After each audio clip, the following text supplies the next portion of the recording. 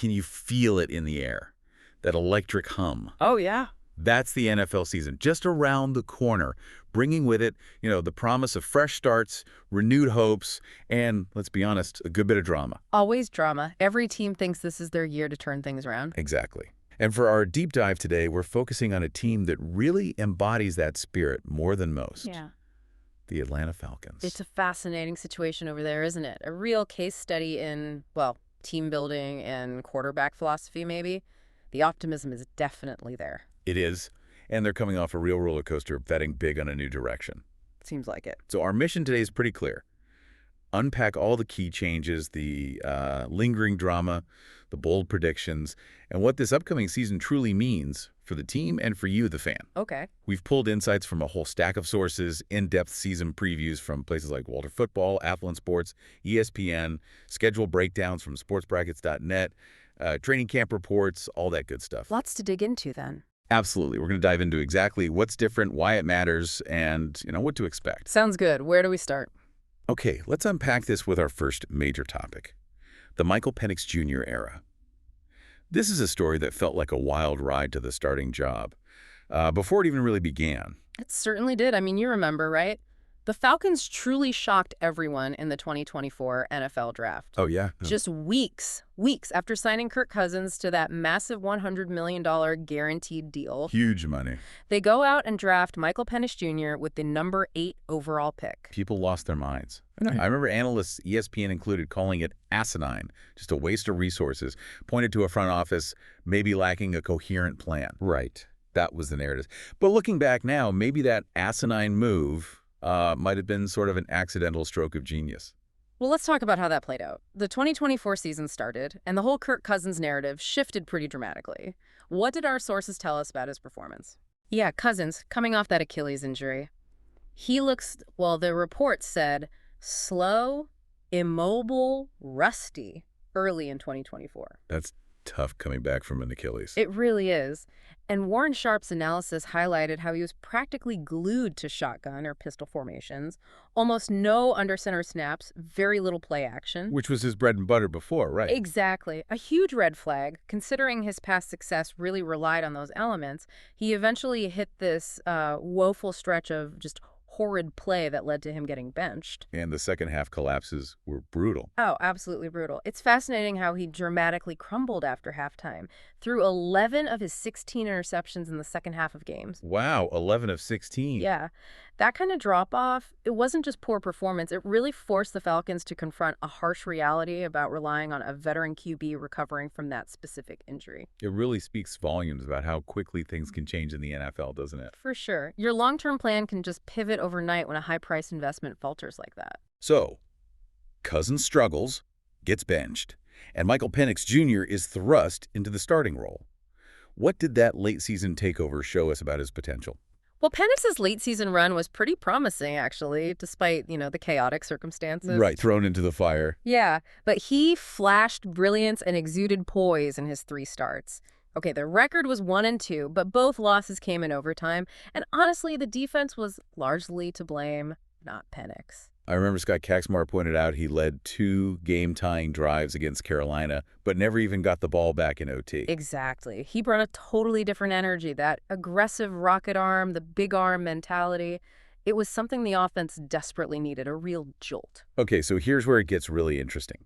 Now, looking ahead to 2025, Penix walks in as the unquestioned starter. What are the expectations? What does he need to show? The sources seem largely optimistic, He's seen as a strong passer, a natural leader type. There's always a but. But yeah, the critical thing for him is improving accuracy on those short and intermediate throws. Sharp football analysis noted he was actually more accurate deep, but struggled with the easier, high-percentage stuff underneath. Which you need for rhythm, right, moving the chains. Absolutely crucial, hitting guys in stride on quick slants, crossing routes.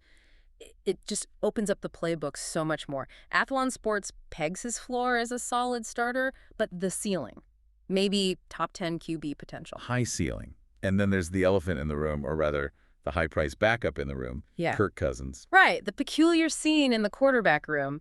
Penix starting, Cousins with that massive contract on the bench. It's not just peculiar, it's a fascinating gamble. What does that do for morale? Locker room dynamics. And Does he become a trade asset if he looks sharp in preseason? It's a really unique dynamic. I mean, having a $100 million backup, it could be awkward, sure. A little bit. But, many sources suggest it also gives Penix an invaluable mentor without the pressure of the starter looking over his shoulder, maybe. That's an interesting angle. And the trade market. Yeah, definitely. Yeah. If Cousins, now another year removed from the Achilles, looks sharp in preseason, teams with QB issues might absolutely start calling again. Makes sense. His contract is big, yeah, but maybe more palatable for a desperate team needing a proven vet, especially if Atlanta eats some money. It's a tricky asset management puzzle for the front office. Okay, from the quarterback, let's pivot to the arsenal around him, our second big section. The offensive weapons and this new, exciting nickname, the Crazy 888. The Crazy 888, I like it. It's a fantastic nickname, and it comes from a really unique bit of Falcons history. Tell us about it. It refers to Michael Penix Jr., Bijan Robinson, and Drake London. All three guys drafted with the number 8 overall pick by the Falcons in consecutive years, 22, 23, 24. Wow, 3 years in a row at #8. That's wild. It's a truly unique trio, and Scott Kaczmar notes it kind of echoes those triplets offenses like the 90s Cowboys or early 2000s Colts. Sets a pretty high bar for potential. A very high bar. Speaking of high potential, Bijan Robinson. What did his 2024 season tell us? He seemed to really break out. Oh, Robinson had a monster year in 2024, no doubt. Let's see, 1,456 rushing yards, 14 touchdowns on the ground. Plus receiving work. Yep, 61 catches, 431 receiving yards, another TD there, so 15 total touchdowns. Incredible production. And Walter Football highlights his better goal line efficiency and, crucially, fewer 8-man boxes. Because defenses have to respect Penix's arm more. Exactly. They can't just stack the box all the time. It positions Robinson with maybe even a chance to lead the league in rushing, and him plus Tyler Allgeier, that's a lethal running back duo. Okay, sounds potent. And the receivers? Penix has targets to throw to. Oh, yeah, plenty of targets. Drake London had an electric 2024, 12,271 yards, 9 touchdowns. And apparently he showed a sensational connection with Penix in their limited time together. Good chemistry already. Seems like it. Plus, Darnell Mooney turned out to be a free agent steal. 992 yards, 5 TDs. And even Ray McLeod III had a career year in the slot, like 686 yards. It's a deep group. All right, now, the tight end, Kyle Pitts, drafted super high, highest ever for a tight end. But he's been kind of an enigma, hasn't he? What's the situation there, especially now it's a contract year? Kyle Pitts is still an enigma. That's the word everyone uses. He's shown flashes, for sure had that 2-touchdown game against Tampa Bay last year. But overall, it's been inconsistent. And it's a huge year for him, contract-wise. Massive pressure. And missing spring practice with an undisclosed injury didn't help matters. But the offensive coordinator, Zach Robinson, who comes from that Sean McVay coaching tree. Right, Ram system. He apparently expects a big jump from Pitts in year 2 of the system. Maybe use him more creatively like they used Tyler Higbee with the Rams. That's the hope anyway. Okay, hope for Pitts. Now, with all this offensive talent, how's the line looking? Especially protecting a lefty like Penix. That means the right tackle is crucial. Yeah, the offensive line. There are some significant concerns there.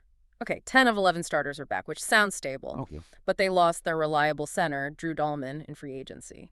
His replacement, Ryan Newsel, well, he struggled in 8 starts last year. That's not ideal. No. And more critically, starting right tackle Caleb McGarry, the guy protecting Penix's blind side, suffered a leg injury in training camp. Could require an IR stint. Oof. IR stint means missing at least 4 games, right? At least 4 weeks, yeah. That's a big potential problem early on. And to make matters worse, Storm Norton, another tackle, had ankle surgery, so depth is suddenly an issue too. So, question marks on protecting the new franchise QB. Got it. Let's switch gears to the defense. This unit really struggled in 2024. Lay it out for us. How bad was it? Yeah, struggled is putting it mildly. Our sources, especially Warren Sharp, paint a pretty stark picture. The 2024 defense, a major liability. What do the numbers say? Ranked 23rd in points allowed, 24th in total yards, and a dismal 31st in sacks. Only 31 sacks all season. Wow, only the Bears were worse, I think. Something like that. They just couldn't generate consistent pressure, couldn't get off the field. Ranked 26th on early downs, 30th on third downs. Basically, couldn't stop anyone when it counted. Recipe for losing close games. Okay, so clearly needed fixing. They bring in a new DC, Jeff Ulbrich, overseeing a major renovation. What's his mission? What's his approach? Yeah, Jeff Ulbrich is tasked with this major renovation. The goal is to get this unit back into top 10 form. He was actually with the Falcons before, back when they went to the Super Bowl in 2017. Oh, right. Familiarity there. Yeah, so he knows the organization's standards. Although, it's worth noting, Scott Kaczmar pointed out, Ulbrich's Jets defense last year blew a league-worst 6 fourth-quarter leads. Okay.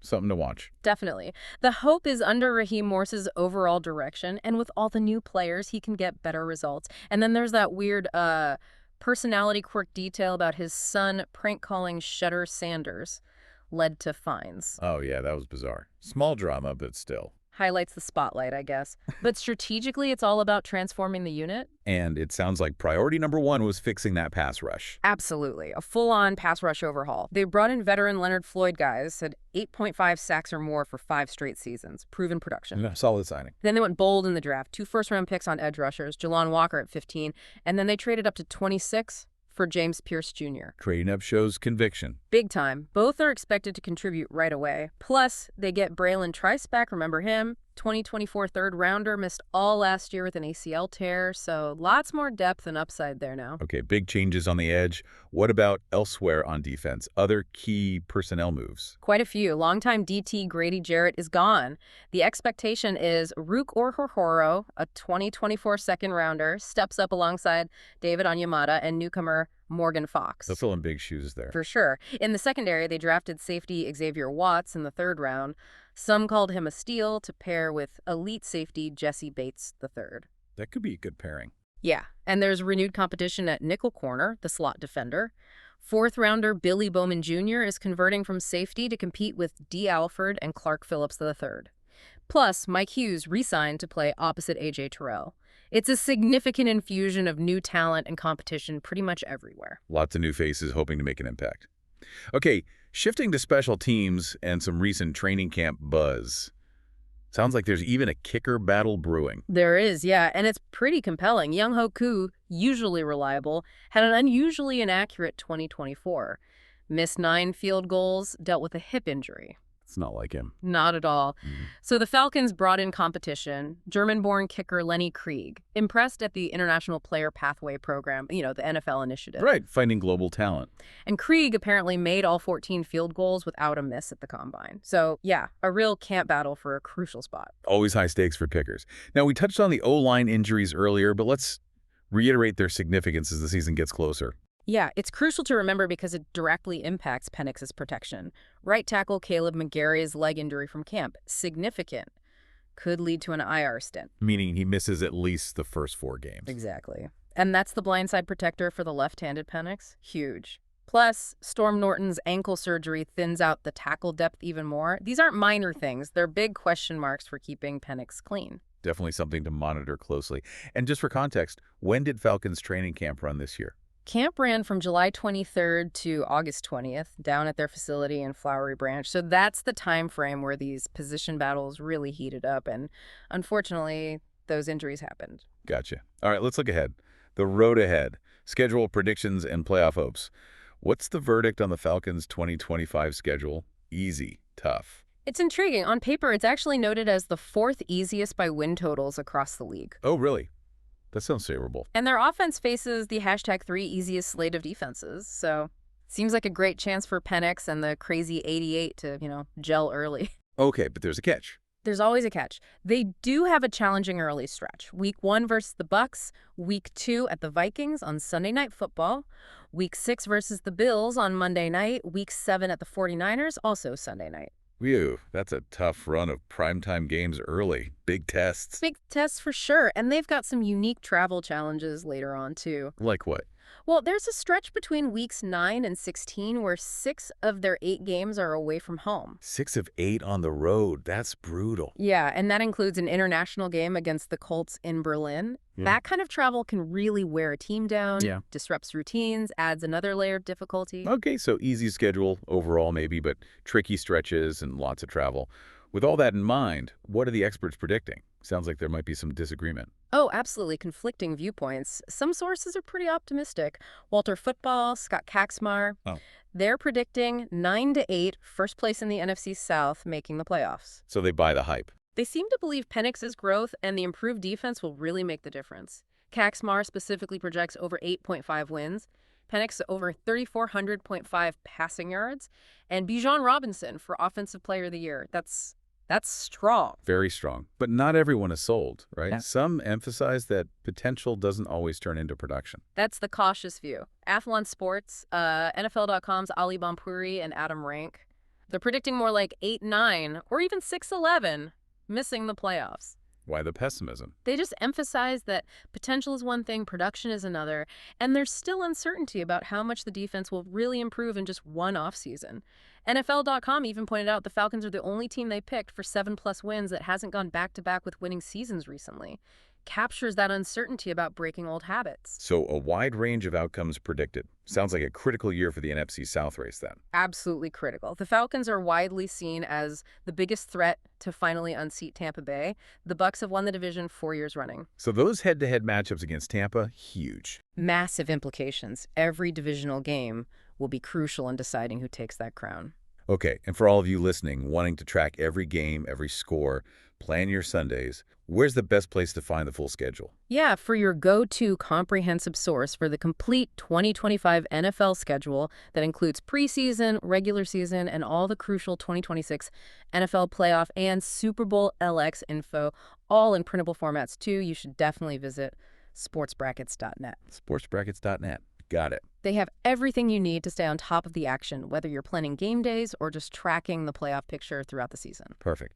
So let's wrap this up. Bringing it all together, what's the core narrative for the Atlanta Falcons heading into 2025? Well, if you connect all the dots, the Falcons are clearly a team in significant transition, aren't they? They're betting really big on Michael Penix Jr.'s rapid development and this completely revamped defense to finally break that long playoff drought. 7 seasons now, right? 7 seasons. So this isn't just about winning games. It's about validating that controversial draft strategy and showing a clear path forward for the whole franchise. Yeah, they took a huge risk with the whole Cousins-Penix situation, and they're undergoing this major youth movement, especially on defense. They're really relying heavily on all that potential turning into immediate production. It's a big ask. So can the crazy 88 truly be the catalyst? Can they finally end that 7-season playoff drought? Or will the heat be on head coach Raheem Morris and GM Terry Fontenot to deliver on these pretty high expectations they've set? And that leads to a really interesting question for you, our listener. Given everything we've talked about, the QB change, the new defense, the schedule, the injuries, what sub-factor do you think will most define the Falcons' 2025 season? Is it Penix hitting the ground running? Is it that new pass rush finally clicking? Or maybe something else entirely? Something to think about as the season kicks off. An excellent thought to ponder. And don't forget, you can dive deeper into all the schedules and follow the Falcons' journey game by game by visiting sportsbrackets.net. Stay informed from preseason all the way through the 2026 Super Bowl. Check it out. We'll catch you next time for another deep dive.